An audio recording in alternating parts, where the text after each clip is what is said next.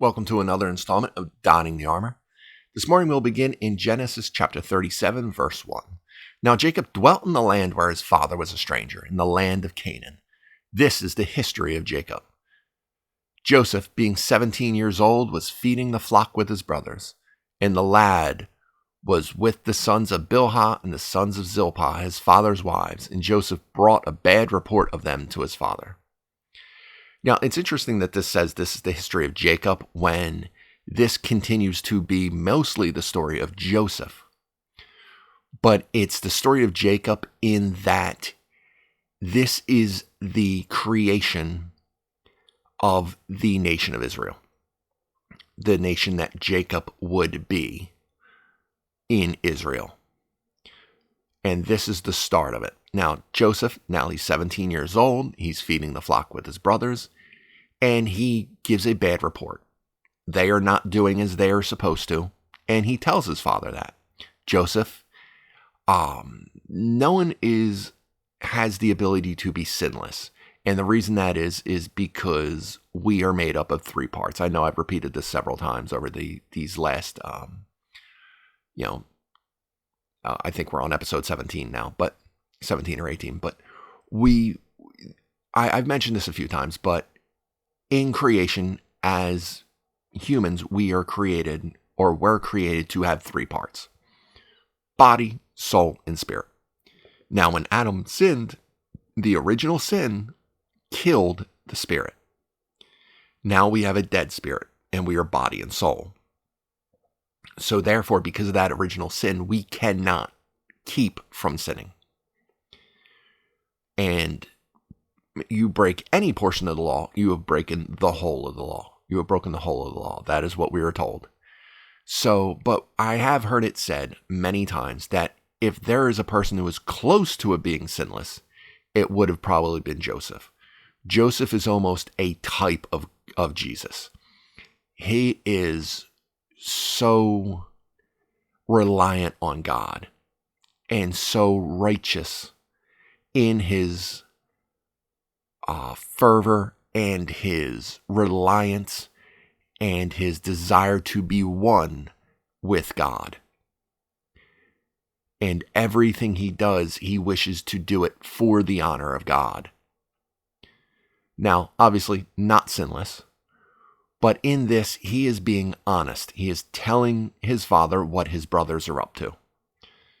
Now, Israel loved Joseph more than all his other children because he was the son of his old age.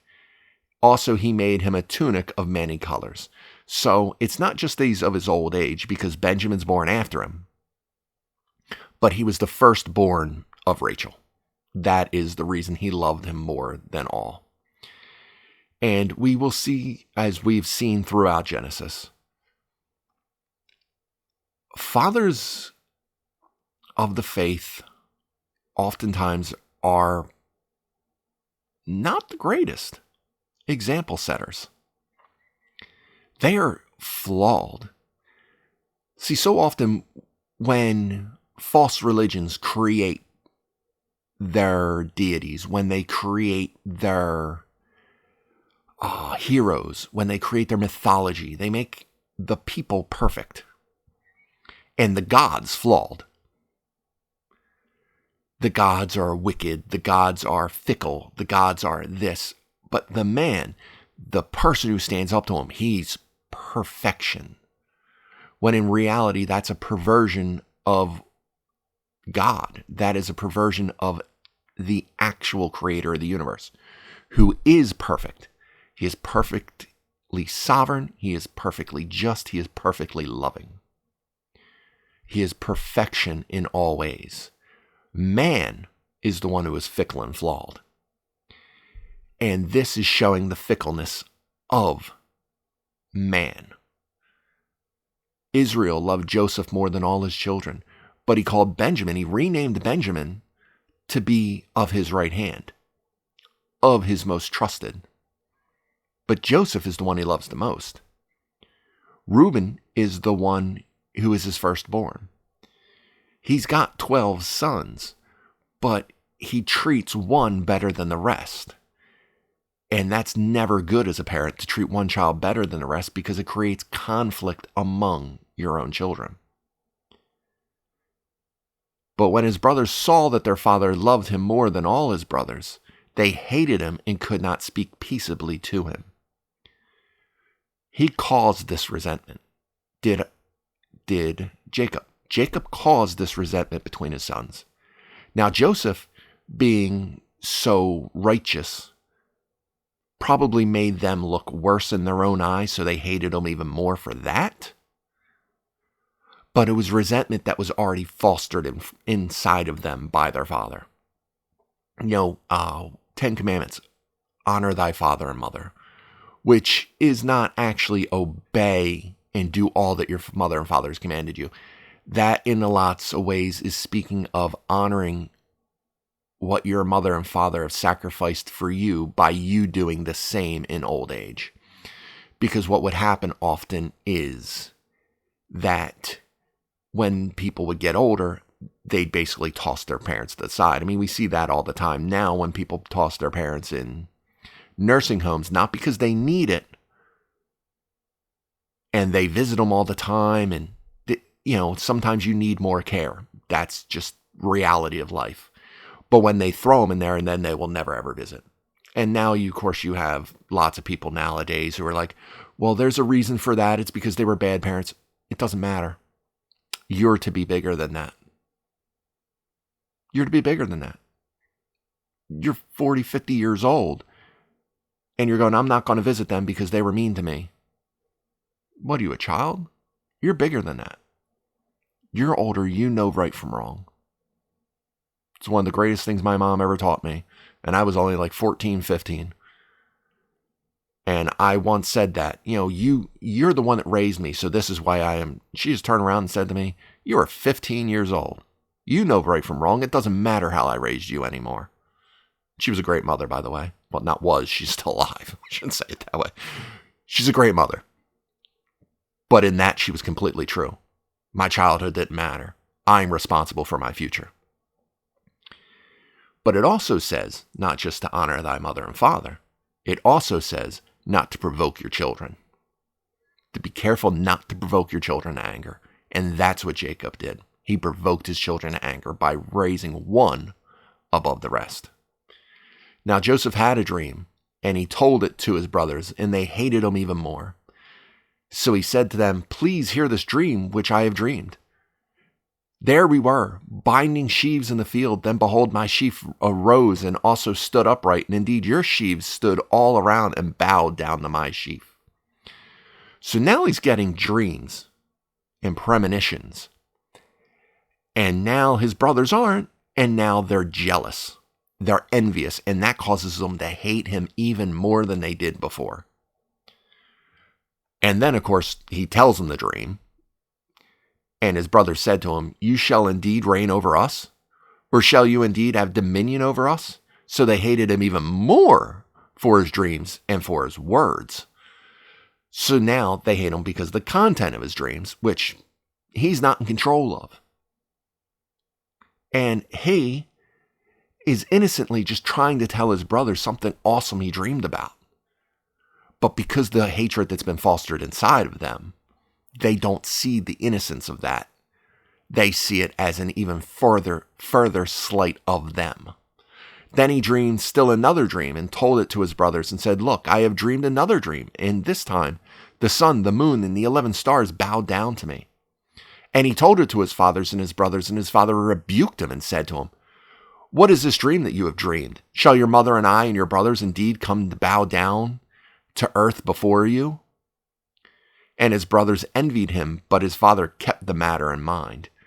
So now he's saying basically, hey, I have dominion over everybody. And now his father's ego's hurt. His father's pride is hurt. Not only the man, shall your mother, his mother is dead. So he's saying, should your mother and I somehow bow to you? The people who made you? Should we be bowing to you now too? And instead of understanding the innocence and the wonder of the dream he has and why he's telling it, they are only thinking of themselves. They're not having the love inside of them, which is a gift of the Spirit, a gift they don't have because their spirits are dead inside them. They can't see the gentleness and the kindness and the awe that he just is having for these dreams, and is the love he is showing and sharing them with the people he lives most in life.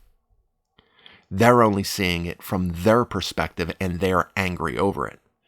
Then his brothers went to feed their father's flock in Shechem, and Israel said to Joseph, "Are not your brothers feeding the flock in Shechem? Come, I will send you to them." So he said, "Here I am." So Israel's saying, "Hey, look, they're back out towards Shechem." Can't believe they would ever go back out that way. But they are, because as a shepherd, you move around a lot. You don't stay, even if you had great flocks. Israel is not like here in the United States, where we have ranchers who stay on the same huge plots of land, but they can move their flocks to plots on their own land and continue to feed them. They're not blessed in Israel with the amount of feed and grass and plants to be able to feed a flock the way we are in the U.S. The U.S. is a land of abundance, and we seem to take that very much for granted. But that's a completely different point away from the scripture, so let's get back to verse 14. Then he said to him, "Please go and see if it is well with your brothers and well with the flocks, and bring back word to me." So he sent him out of the valley of Hebron, and he went to Shechem. So now, there are ways out there. I mean, they could be days, a week out from where Jacob lives or is dwelling at the moment in the tents. So he's saying, "Hey, go check up on your brothers with the flocks and then come back and tell me how everything's going." You might also be doing it because they're out by Shechem, and because of what happened before, he might be fearing retribution on his sons and the flocks. People when they take, don't want to say vengeance, but when they have issue with people, those things sometimes die hard, and they take long. Can't think of the word at the moment. It's not rivalry, but when people take those kind of issues and they have that kind of hatred and anger and that resentment, that can die hard. So he wants to send his son out to make sure everything's okay and then come back. Not even stay out there in the line of fire, come back.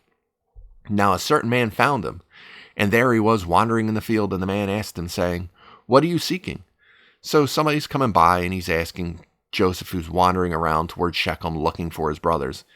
He's saying, so he said, "I'm seeking my brothers. Please tell me where they are feeding their flocks."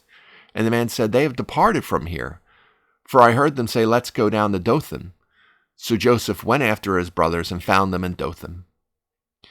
Now, when they saw him afar off, even before he came near them, they conspired against him to kill him. Then they said to one another, "Look, this dreamer is coming. Come, therefore, let us now kill him and cast him into some pit, and we shall say some wild beast has devoured him. We shall see what will become of his dreams." So their anger with Joseph is festered to a point that it is murderous. This is a hatred that is far beyond just brotherly rivalry. They hate him to a point that they're willing to just slay him and move on. But Reuben heard it, and he delivered him out of their hand, saying, "Let us not kill him."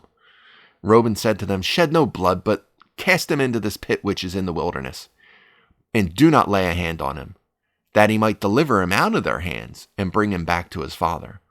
Reuben took his liberties with his father's concubine. We haven't heard what the repercussions were of that at the time, but Reuben is trying to do right by his brother. He's saying, "Look, guys, I'm not happy with him either, but killing him is a step too far. Let's just throw him back in, and we'll leave him in here to die. We don't want the blood on our hands. We'll just cast him in a pit. We'll leave him here. All the meaning, the whole time meaning to come back and rescue him. So it came to pass when Joseph had come to his brothers that they stripped Joseph of his tunic, the tunic of many colors that was on him. Then they took him and cast him into a pit, and the pit was empty. There was no water in it. So they're saying there's no sustenance. He has no food. He's got no water now. He's not going to drown. The pit was empty. It was maybe a cistern. Those can get pretty deep. Just threw him in the pit, and we're going to leave him there. Then they sat down to eat a meal. Then they lifted their eyes and looked, and there they saw a company of Ishmaelites. So, distant cousins in a way, coming from Gilead with their camels, bearing spices, balm, and myrrh, on their way to carry them down to Egypt. So Judah said to his brothers, "What profit is there if we kill our brother and conceal his blood? Come, let us sell him to the Ishmaelites, and let not our hand be upon him, for he is our brother and our flesh." And his brothers listened. So he's saying, hey, let's not kill him. Let's not even leave him here, because then this blood will still be on our hands. And what does that do for us anyway? Let's make some money out of this. Let's go sell him. Let's get something for him. We'll be rid of him and enrich ourselves at the same time. Because that is the wickedness of man, always looking for a way to enrich themselves and get ahead at the expense of others. Then Midianite traders passed by. Now, sometimes people will say, well, did he get sold to the Ishmaelites, or did Midianites come by and get him anyway? But Ishmaelites, big tent.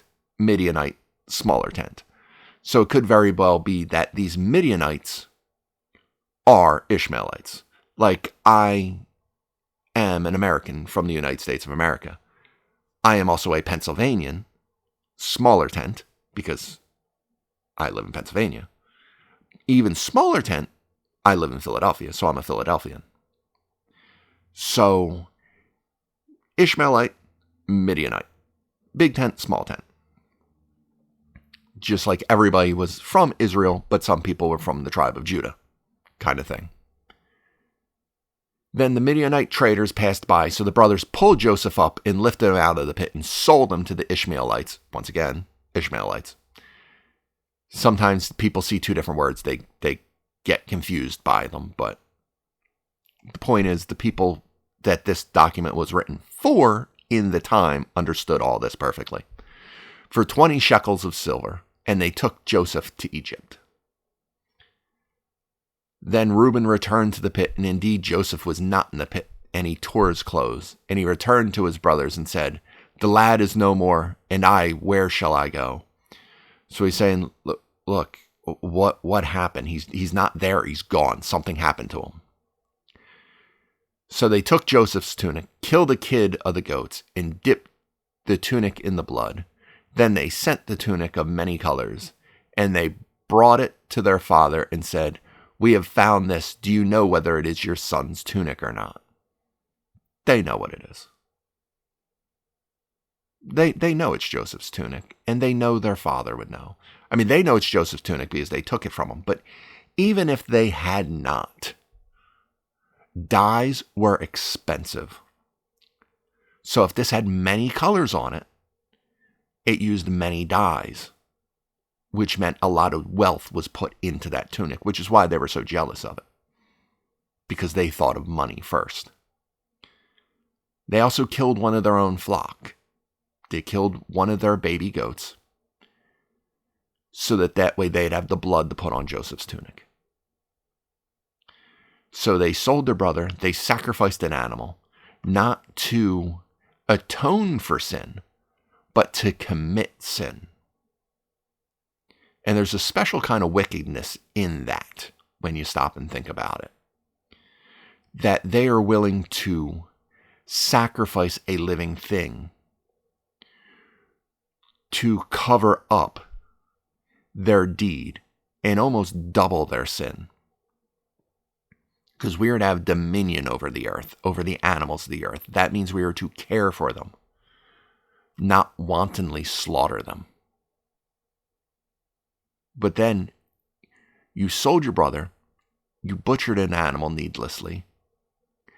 You're now being a deceiver of his own. You're being deceitful to your father. And he recognized it and said, It is my son's tunic. A wild beast has devoured him. Without doubt, Joseph is torn to pieces. Then Jacob tore his clothes, put sackcloth on his waist, and mourned for his son many days. And all his sons and all his daughters arose to comfort him, but he refused to be comforted. And he said, For I shall go down into the grave to my son in mourning. Thus his father wept for him. Basically saying, I am so heartbroken over this, that this grief is going to kill me. There is no coming back from this. The loss of my son is going to end my life as well. Now the Midianites had sold him in Egypt to Potiphar, an officer of Pharaoh and captain of the guard. So now we see the Midianites make their trip down to sell their spices, and now they sell him off as a slave. So moving on to chapter 38. It came to pass at that time that Judah departed from his brothers and visited a certain Adullamite whose name was Hira. So here we get a parenthetical recording to the sale of Joseph. So Joseph will now be in the slavery, in the employ almost of this captain of the guard. But as he's there, this is what is happening to Judah over that time that Joseph is in slavery. And Judah saw there a daughter of a certain Canaanite, whose name was Shua, and he married her and went into her. And so she conceived and bore a son, and he called his name She conceived again and bore a son, and she called his name Onan. And she conceived yet again and bore a son, and called his name Shelah. He was at Kezib when she bore him. So once again, this is another chapter especially where you sit back and you go, not a children's book. There's a lot of scripture that deals with sexual sin and sexual deviancy. And although the Bible is amazing to teach to kids, as an adult, we need to be discerning enough to know what parts to teach to kids and how to teach it. Then Judah took a wife for his firstborn, and her name was Tamar. So, Judah, now, this is why I say it's parenthetical to Joseph's time in Israel, because now his firstborn is old enough to be married. But Judah's firstborn, was wicked in the sight of the Lord, and the Lord killed him. Well, we don't know how. We don't know why he was wicked in the sight of the Lord. But coming from Judah, the one who came up with the idea to sell his brother into slavery, Judah probably not walking that close to the Lord himself. And it is said in Exodus that I will curse generations of children to be against me. You know, for someone who's against God, he will curse generations to come from him. Now, we are all accountable to God. God is no grandkid, so I could be the most wicked, horrible person in the world. God is not judging my kids for that sin. However, if I am the most wicked person in the world, my kids are probably going to be cursed in my wickedness and be raised in my footsteps and be wicked because of it. So most likely, being raised by Judah in his wickedness and his offense to God, raised his son in the same way. He walked in the same footsteps and became wicked in the sight of the Lord as well. And Judah said to Onan, go into your brother's wife and marry her and raise her up to be an heir for your brother. Or up an heir to your brother. So this was the Jewish custom and would be set in law. The Sadducees come to Jesus with the same question. A woman has 7 husbands, all brothers. when they all die in the afterlife, because the Sadducees didn't believe in the resurrection. They didn't believe in heaven. Whose wife would she be? And he said, marriage isn't the same in heaven. You don't get it. You're looking at things through an earthly lens when heaven is not run through an earthly lens. So Judah is following this procedure. You are, your brother's, she is now impure because she's been married. She's a widow. And it was the next brother who was supposed to have an heir to take over the fortune of his brother. So that's what Judah's saying. Hey, you go, you're now supposed to marry her and have an heir for your brother to carry on his name and his line.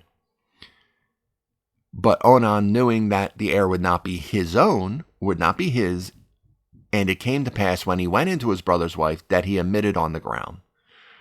I'm not going to go into that. We all know what that means if we're an adult. Lest he should give an heir to his brother. So he did not want her to conceive, because that child would not technically be his. It would be his brother's, even though it came from him. And the thing which he did displeased the Lord, therefore he killed him also, because he broke the rules set forth. He broke his command, the command of his father. He is not honoring his brother. As Cain said, am I my brother's keeper? In a way, yes, we are. We should be to our brothers. We should be looking out for their best interest. We should be doing good by them. And here he wasn't, therefore he also went on to die. Then Judah said to Tamar, his daughter-in-law, remain a widow in your father's house till my son Shelah is grown, because he's too young to be married. For he said, lest he also die like his brothers. And Tamar went and dwelt in her father's house. So he sent her back, a widow, to be taken care of in her own father's house.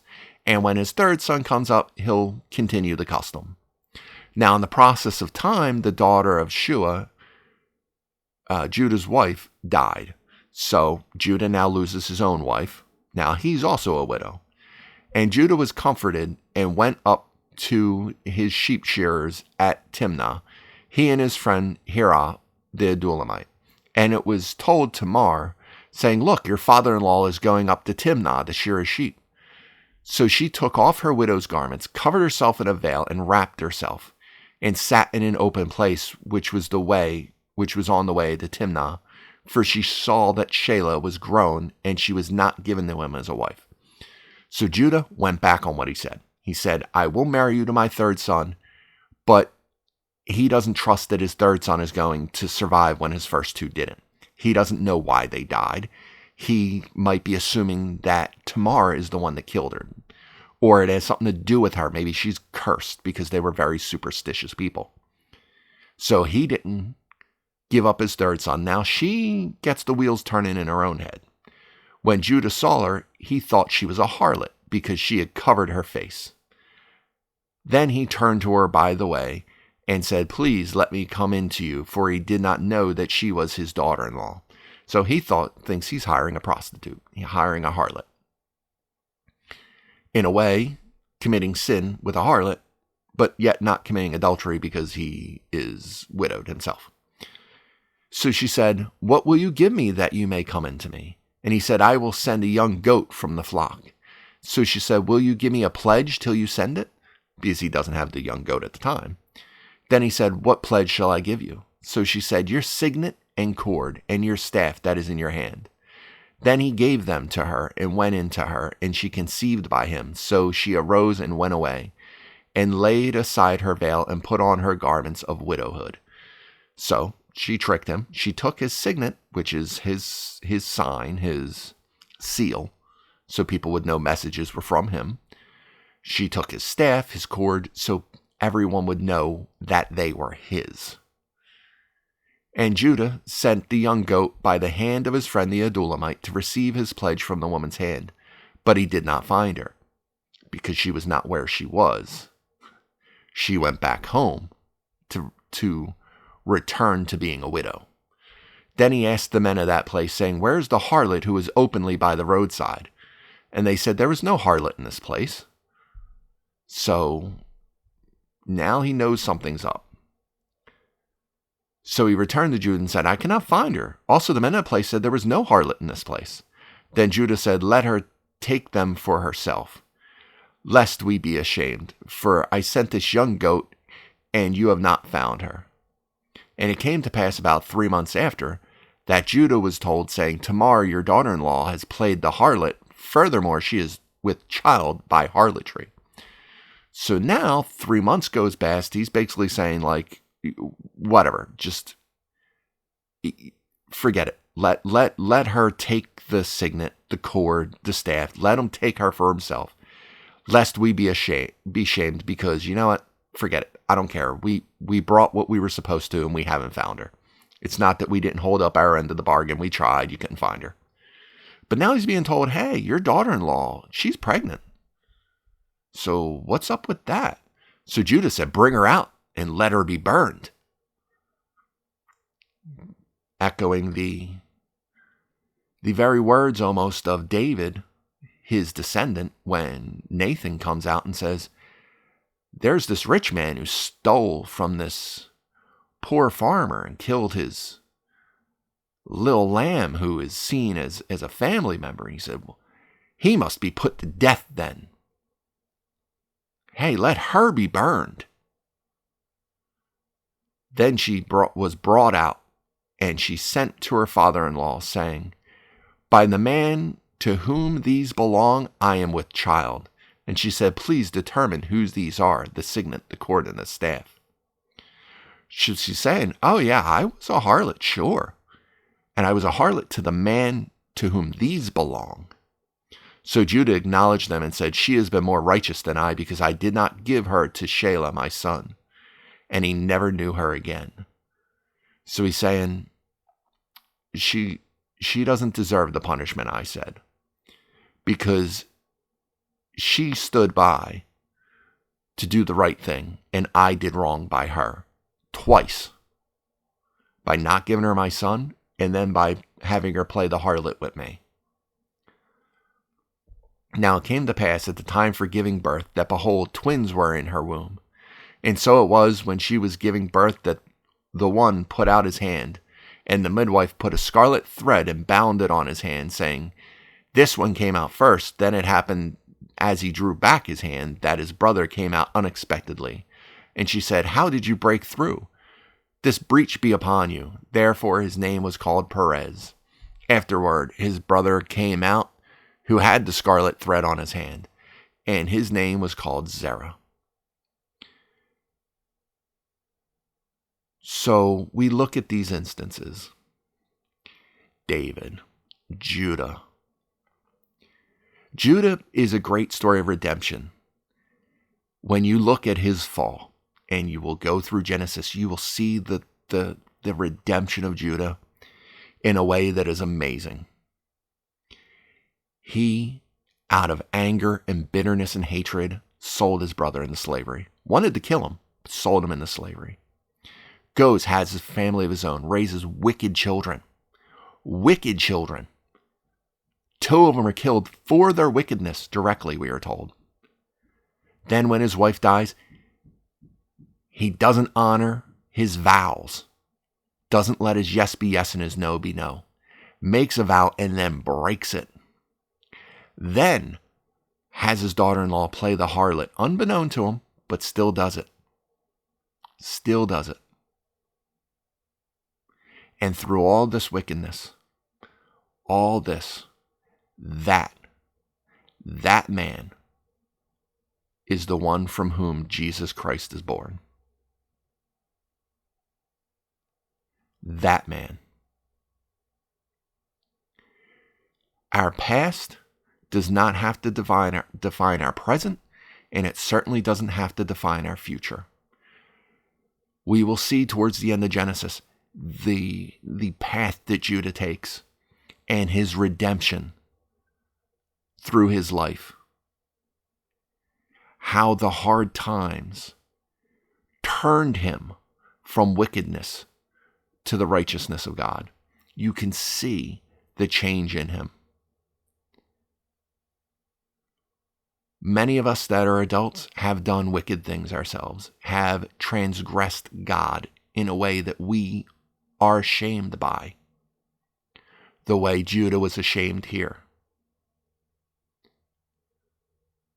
But can others see the turn that we have in our lives?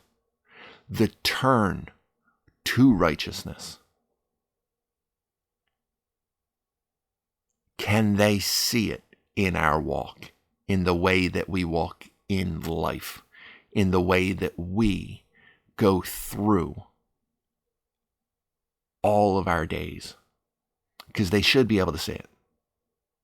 There are going to be seasons where we don't show it as well. When our leaves of abundance have fallen off and we sit bitter and sterile in cold wind. But for the most part, we should see, everyone should see in us that bright light of life that we carry and should carry with us, where people can see the change that has come over us. All right, so that's where we will end it for this installment. I hope this was a blessing to you. I hope it was fruitful. Thank you for joining me. I hope to see you again next time. But until that time, be blessed.